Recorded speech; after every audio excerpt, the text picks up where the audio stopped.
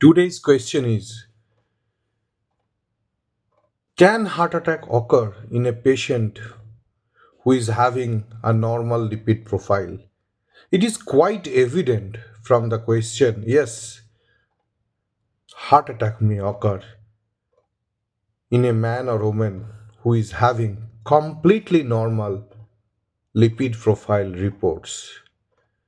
But now the actual question is how it is possible to have heart attack even in the face of having normal lipid profile reports. At the very inception, you have to know that for a disease to occur, you need to have multiple factors. Most of the diseases are multifactorial. Likewise, heart attack is also a multifactorial disease. Lipid profile derangement is needed, but a plaque to be formed, what is essential is the arterial wall inflammation. If there is absence of inflammation, even in the face of high cholesterol, a plaque will not be formed.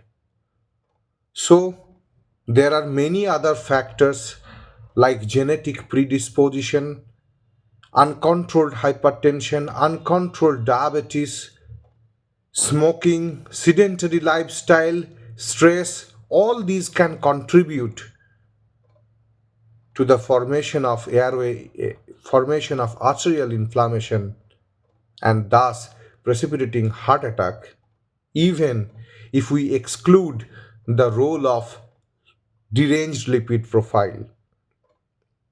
Three factors we should keep in mind always, and we should ask our doctors to test if possible. What are those three tests? One is HSCRP, that means high sensitivity CRP. Another one is lipoprotein A, and third one is small density LDL level. So first come to the point of HSCRP. What is HSCRP?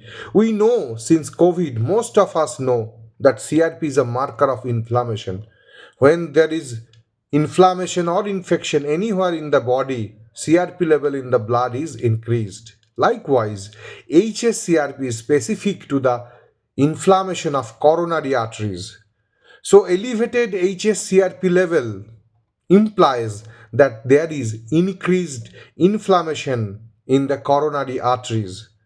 So even if we have normal lipid profile, that pre-existing inflammation will predispose to plaque formation, and that plaque may emboli to form heart attack later in life. So if anyone is seen to have higher HSCRP level, he needs to cut it down. So we need to perform HSCRP test also in the blood along with lipid profile. If the HSCRP level is less than 1 milligram per liter, then the chance of heart attack is very less. If the HSCRP level is in between 1 and 3, then the chance of heart attack is moderate. And if it is more than 3 milligram per liter, then there is high risk of chance of having future heart attack even in presence of normal lipids. The second important factor is lipoprotein A.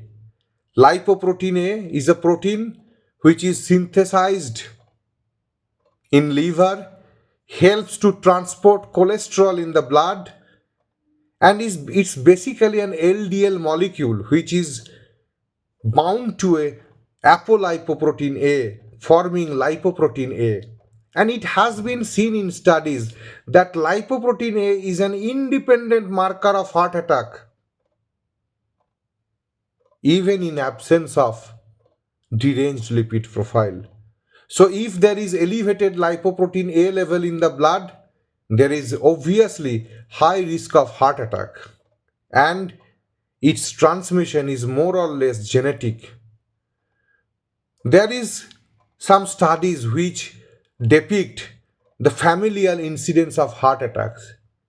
In most of those familial cases, lipoprotein A is the culprit factor. So if we see lipoprotein A level is more than 50 milligram per dl in the blood, then surely there is higher chance of heart attack even if we have normal lipid profile level. And third factor is small dense LDL.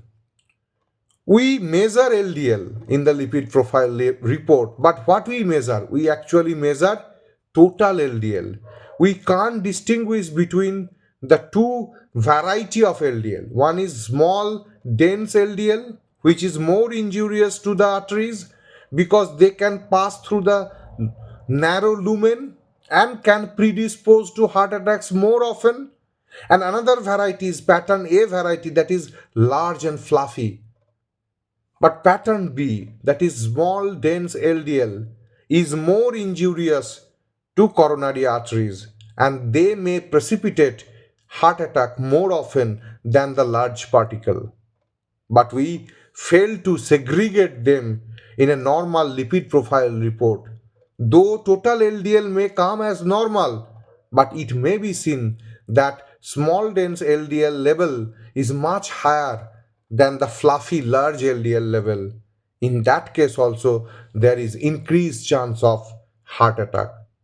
So these three factors we should always keep in mind and we should always discuss with our physician and cardiologist to at least have a look once in a year in order to curtail down the risk of heart attacks, especially in the high risk population.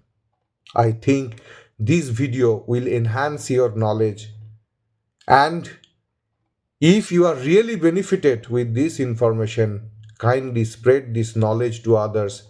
Kindly like and share this video. Thank you for your patience hearing.